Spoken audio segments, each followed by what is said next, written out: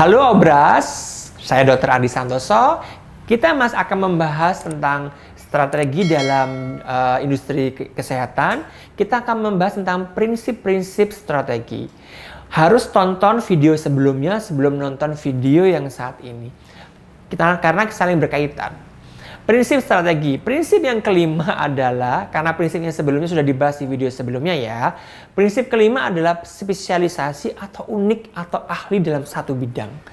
Pasien itu akan lebih senang memandang kita sebagai dokter yang spesifik atau ahli dalam satu bidang. Apalagi bidang tersebut tidak ada atau jarang. Jadi eranya sekarang tuh bukan menginginkan semua hal, tapi kita harus fokus dalam satu hal dan membesarkan dari satu fokus itu. Kita harus menjadi yang terbaik dalam bidang itu. Ya. Prinsip keenam adalah kesederhanaan. Pasien, customer, pelanggan kita pasti berpikir secara sederhana, simpel, dan tidak mau rumit. Kita harus ikutin itu.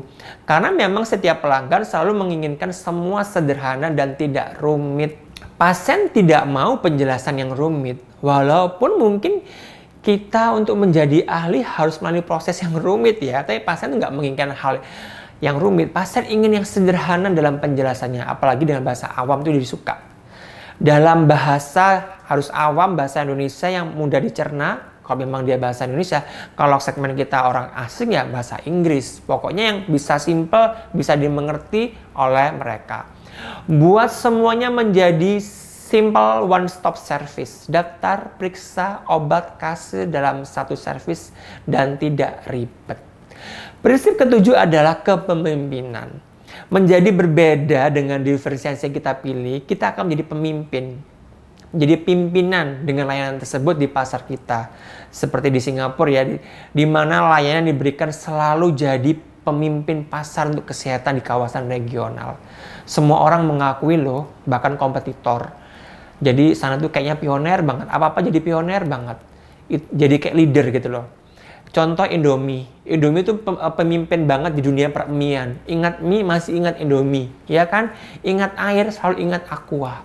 Jadi, jadilah Anda pemimpin pasar untuk kategori Anda. Be unique, yang unik. Jadilah unik, yang berbeda. Dan prinsip strategi ke-8 adalah realitas dengan melihat segala sesuatu adalah dari kacamata pasien. Lihat semuanya dari kacamata pasien, pelanggan, customer. Karena target kita adalah mereka, jangan memandang semuanya dari kacamata kita. Jadi kita harus selalu memahami realitas apa yang mereka mau. Jika kita ingin pertumbuhan pasien kita banyak dengan cara mencari pasien sebanyak-banyaknya, hati-hati, itu akan jadi bumerang buat kita. Karena pasien sekarang nggak mau antri banyak, nggak mau ribet, nggak mau ketemu banyak orang. Jadi kita harus selalu mengerti apa yang dimau pasien. Lanjutnya kita akan membahas tentang implementasi marketing. Saat ini kita menghadapi era yang berbeda dengan dulu. Sekarang masyarakat itu cukup kritis dan sangat terbuka. Dulu mungkin kita bisa dengan memasang poster atau tulisan, tapi saat ini kita tentu butuh cara yang lebih. Karena strategi marketing harus bisa masuk ke otak, menempel di hati, dan akhirnya menjadi persepsi. Ilmu psikologis banget. Komunikasi harus dua arah.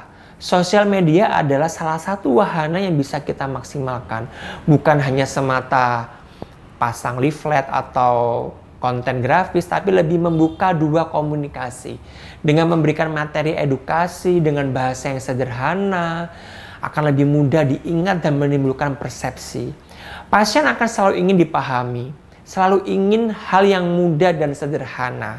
Setiap pasien pulang mungkin akan kontrol, kita bisa telepon, kita tanyain kabar. Jadi kalau ada pasien pulang nih, kita telepon dulu sebelum kontrol, jadwalnya kontrol, gimana Bu kabarnya Pak? Jangan lupa besok lusa kontrol, ya kan?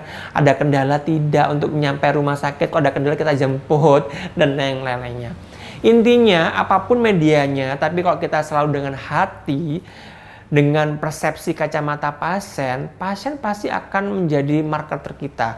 Mereka akan membawa teman, saudara, koleganya melalui persepsi yang sudah dia terima dari kita, dan dia akan menjadikan pilihan kita dalam jasa kesehatan karena kita berbeda, unik, dan dari hati, dan bisa mengerti apa yang pasien mau.